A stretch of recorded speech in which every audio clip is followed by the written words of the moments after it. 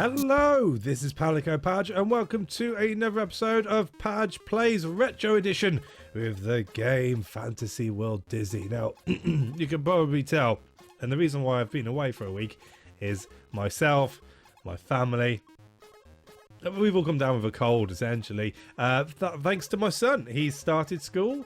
The first day he came home, he brought me back a lovely picture. The second day, he brought back this cold, which has been good fun. So there you go. So I figured there's no point recording. I'm all croaky, snotty, sniffly. What's the point? And because it was the end of the last Padge Plays, I figured it was a good place just to leave it for a week and let me get over whatever was wrong with me. And I've got to the point now where I can just about talk. Not the best, but it'll do. So here I am. So I was having a look around, sort of being a bit grouchy because I haven't been very well, going through trying to get some inspiration on what to play next as far as my Padge Plays series is concerned. And then it dawned on me that I haven't actually played a retro game for virtually a year. It was back in December the last time I played a retro game on this channel, and retro gaming is a big part of my life. I do love me old retro games, going to arcades, stuff like that. So I just felt like it was a good time. And then Retro Gamer magazine popped through my door, and I found that the Commodore 64 is 40 years old this year. Now, being of the age where I will soon be celebrating my own 40th birthday, I figured let's just jump into one of the games which I had as a child, and is a staple icon of the Commodore 64. And who better to choose than the Oliver twins Dizzy? So here we are, Dizzy 3, Fantasy World Dizzy. This is the game I had by Codemasters.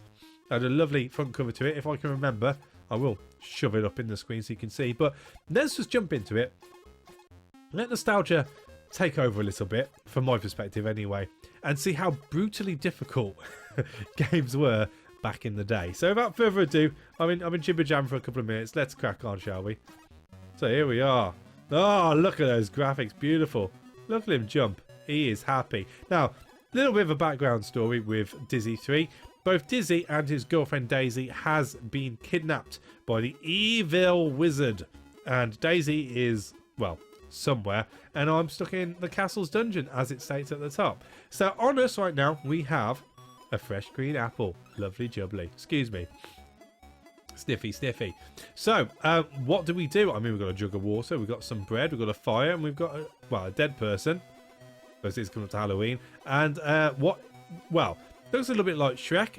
I'm reliably informed he's a troll. So let's go and have a word with him, shall we? So we shall pass over the green apple. You give the apple to the troll. For me? You're so generous. I'd like to let you pass, but if the king found out, he'd torture me. But you could escape through the fire using the water. Aha! There we go. We have clues.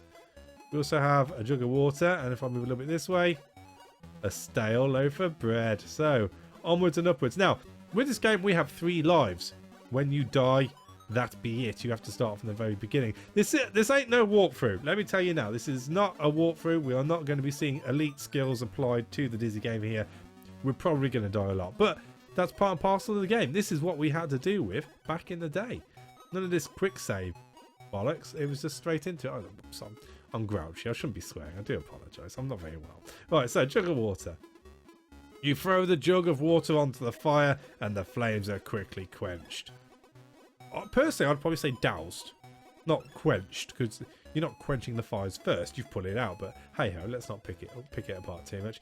So, 2 things you can do with Dizzy. You can press the fire button, because the joystick back in the day only had the 1 button, and you bring up your inventory, as you can see, and you can jump. Now when you jump, because Dizzy is an egg, an ovule shape if you will, he tends to roll. So you've got to be very, very careful. Because he will keep on rolling until he gets back to his feet. Now this could mean that he is going to fall into water, fire, enemies, and other stuff. I don't really want to say too much, but and other stuff we'll say. So let's jump up onto the ledge. See, he just rolls. He just carries on rolling. Like if physics were to be applied here, he'd just face plant the wall and slide down and that'd be it. But no, he rolls. Oh, no. So that is a rat. I don't know if it's a skeleton rat. It looks quite skeletal.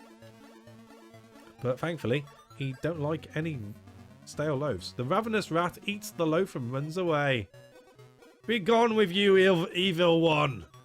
Be gone. Right, so here we are. We are out of the first screen. In fact, just out of curiosity, now I've done that, I don't even pay attention to it anymore. Smuggler's Hideout.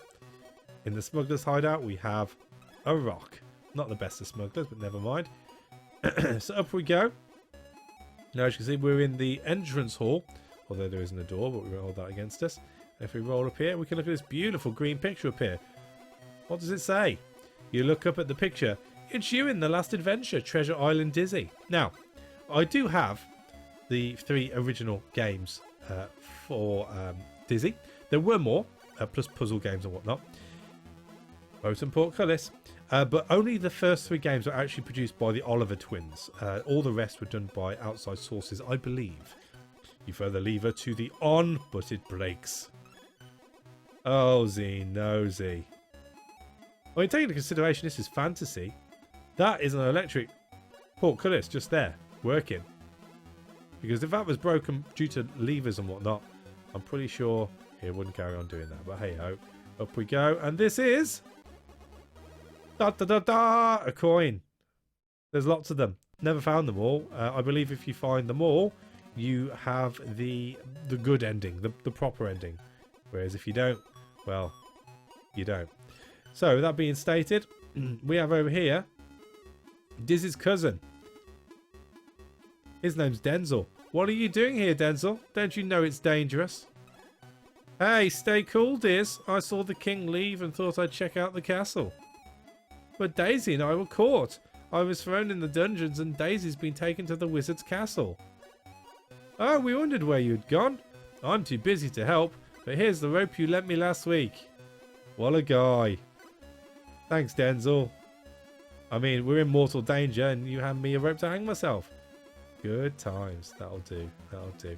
Right, so we should jump again, being very careful. And get... Da da da da! Another gold coin. Awesome sauce. Right, so I'll be very careful here. So we've got 2 things. Now, this is the thing you need to know about this game. You are very restricted to how much inventory you can carry at any one time. So, through the grand knowledge of me playing this game, or should I say banging my head against the brick wall when playing this game throughout the years, I know da da da da we need to go this way with the rock. So let's do this. So, we don't want to be hit by the portcullis. If it touches us at all, we die. So we shall just pop the rock just here. Sorry, heavy boulder, if I'm going to be so bold. Duh. And back we go. So, can I make it? No, I can't. Not even going to risk it. But look at him. For a guy who's just been kidnapped and girlfriend been taken away, he's very, well, should we say excitable? I mean, look at him. His hands are wiggling so happily. And then just through sheer of not knowing what the hell to do when I was younger, I also know we pick up this railing. We find... Da da da da! Another coin. Yay. We put, oh, no. We want the rope. We don't want the railing. There you go, that can go back. So, up here... Oh, it's a crocodile! Up here, we have... The first bit which really bugs me. Sometimes I can do this well, sometimes I can't. You need to jump, but not jump. You can't jump here because you'll roll into the fire. So you've just got to catch the ledge to get over the gap. I'm hoping that's enough. No. Oh, that happens. You're burned by the flames and you lose a life. This is my big issue with this game and what was the most frustrating playing it as a youngster. Sometimes... it almost feels... Oh, I did it then. Okay. It almost feels like this is out of your control. Oh. Oh. There we go. Da da da da! Didn't die in the fire. So there we go. So onwards and upwards. I mean, we've got the crocodile we need to deal with. I mean, I could go in the other direction. I've got more chance of pulling that off first thing, I think. Let's get up here. Oh, this way first. And then this way first. No, a bit of accurate jumping is required here. I think that's about right. Up. Hey. And then this way. Oh, no. Messed that up. Now, the other thing you need to remember is because this is a C64 game, oh, you only actually have 8 directions to move in. And for some reason, now I'm pretty sure this isn't me. This is something which just generally happens. For some reason, and it could be because I'm playing on an Xbox 360 controller. I don't know. I just can't seem every time to do what I want to do. Jump. You got it. Jump. So there is a lot of banging your head against the brick wall when it comes to playing games like this, but from the many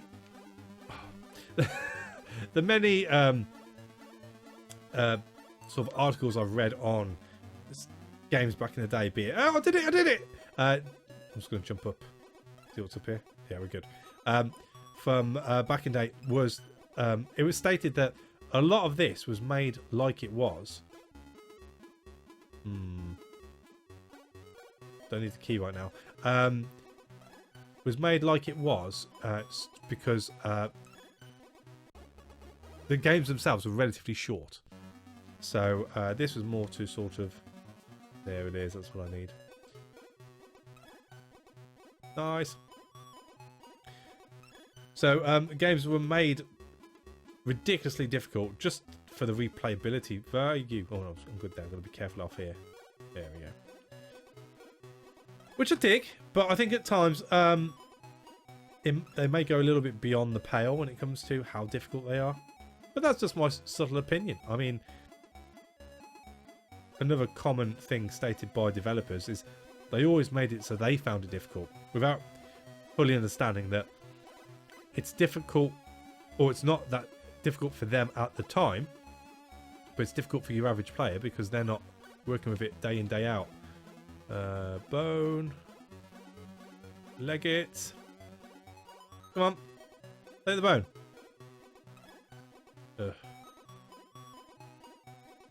I'm picking the bone back up and jumping back up out of the way. Am I going to have to pull it in this cave? Oh, I ain't doing this bit. Up. That bone should keep him busy. As long as I get out of the way. There he goes. Hey!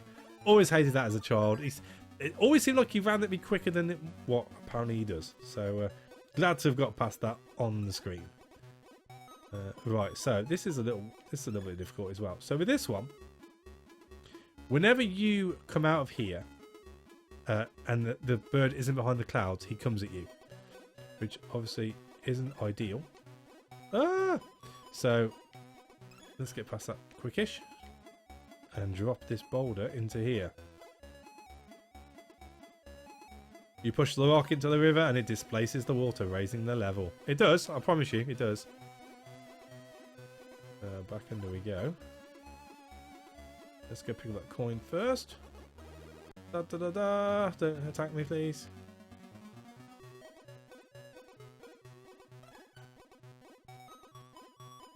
Jump! Nope. A dizzy hawk swoops down and kills you, and you lose a life. Right. So I presume I've got to do it from the other side. Here we go. Jump! We got it. We got it. Alright, so onwards and upwards. He's in his den. He's in his nasty bone, and I almost bloody died. There we go. Right, so we'll go back up. We'll see if we can go get that key and bring it down. So we're going to... No, we're not. We're just going to die there. We're just going to die there. You were stabbed by the spikes of the portcullis. You lose a life. And there you go. That's the game. Tougho shito. You start from the beginning. And hence, here we are. So, that's good fun, isn't it? Alright, let's do the apple. Yeah, we've done all this bit. Blah, blah, blah, blah, blah. I mean, I don't quite know why I do that now. Knowing what I have to do, it's not like it's on a points basis. So you get like a completion point for it. I just do it out of force of habit, I guess, these days. Come on. Come on. Pick up the stone. No. Stop it. Trying to be quick now. It's not working. Oh, lordy. That was rather close. You get the stale loaf of bread. Now, I understand in today's emulators you can have quick save functions, and it would have been very easy to do that. But I don't feel like it's in the essence of the game. So I don't like to do it if I can help it. I mean, it's not true to form, is it? You know, if there was a quick load option in the game at the time, you'd have been given it. Which we haven't been, so you can't. But anyway, let's crack on as much as we can. I mean, I'd like to try and show you as much as possible from the initial area. So the only other thing to do really would be, yeah, we've done all this bit. Give me your rope, damn it. Would be to go and explore the other side of the, oopsie daisy, of the screen we haven't been to, where we saw the crocodile. Now, as well as an inventory puzzle, or puzzles, this game is based upon, there is also, as you've seen already, jumping puzzles, and the crocodile is one of them. Yep.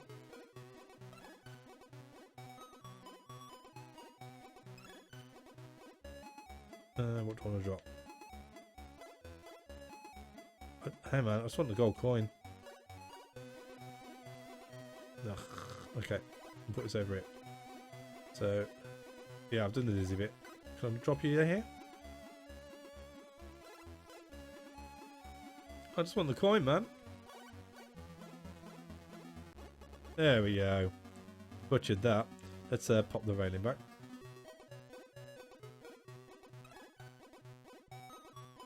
Onwards and upwards. Now, don't be a fool. Stop. Oh. Da da da da. Railing's back. Pick up the rock.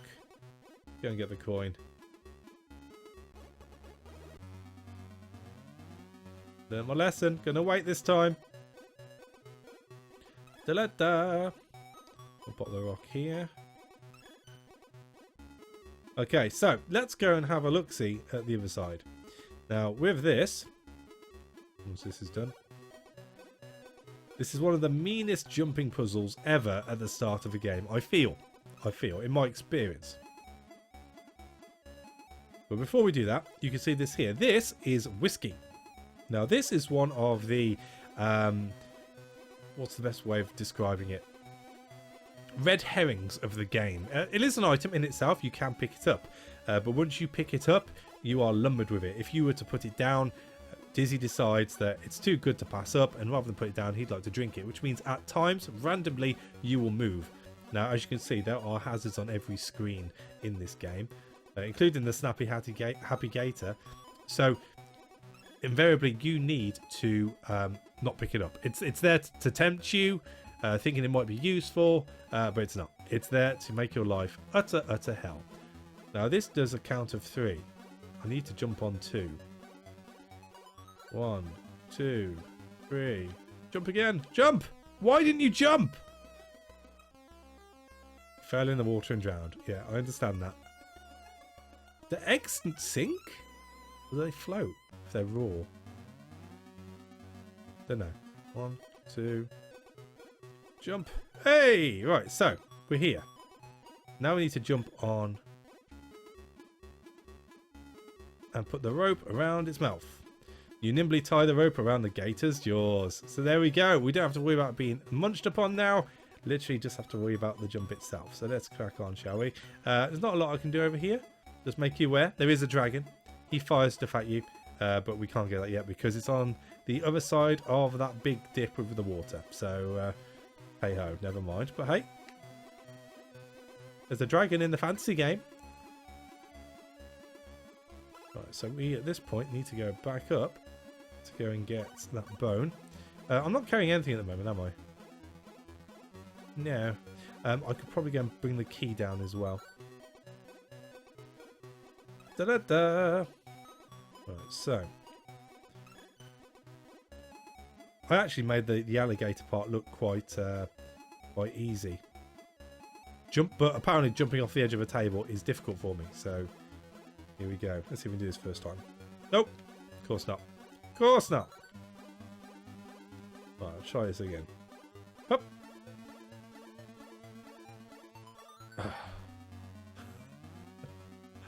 Oh, I miss these games.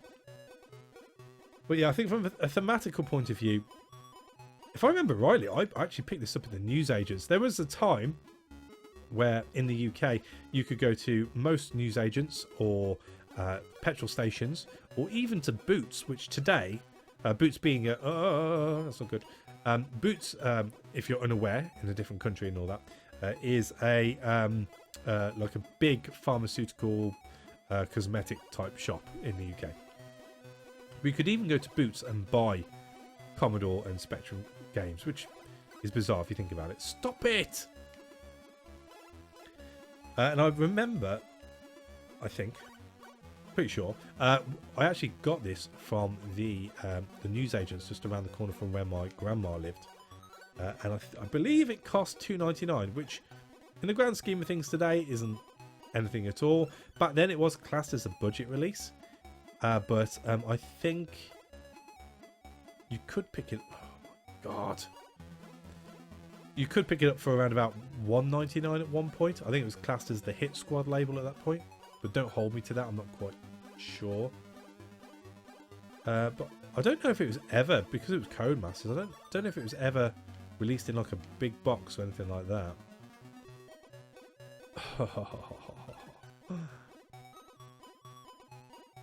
Right, here we go. Concentrate. Jump. Right. Jump. No.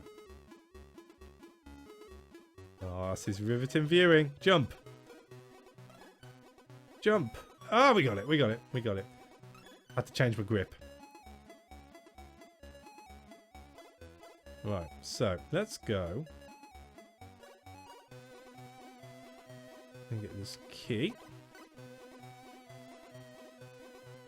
Shiny gold key. Well, I don't need it yet, but never mind.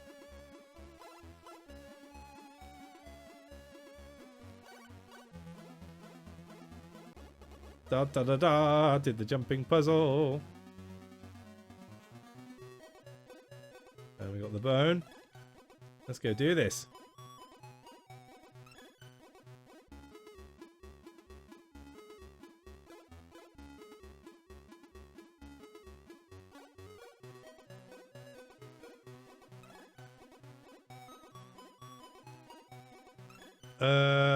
Actually thinking about it, I think I've missed a rock.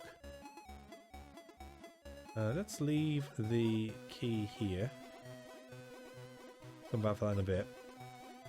Oh! There's a hole there. I'm pretty sure. Why? Why? Why? Now, it's either that rock on the end there, or it's a rock next to the dragon which you have to pick up. I will soon see, though. Jump! Jump!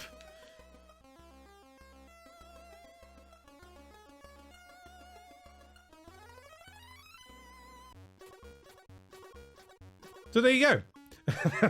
That is Fantasy World Dizzy, and the frustrations of generally Commodore 64 games around that era. It is a game close to my heart, and I think if I were to play it through and continue to bang my head against the brick wall for several hours, I would be able to get past those screens. But from a sort of blind playthrough, I haven't played this game for a while, is concerned, and a sense of nostalgia, a trip down memory lane, if you will, that's the game. So there we go. So I'm hoping to bring you a few more Commodore 64 games before the end of the year, because of the fact that it is a big 4.0 for the Commodore 64.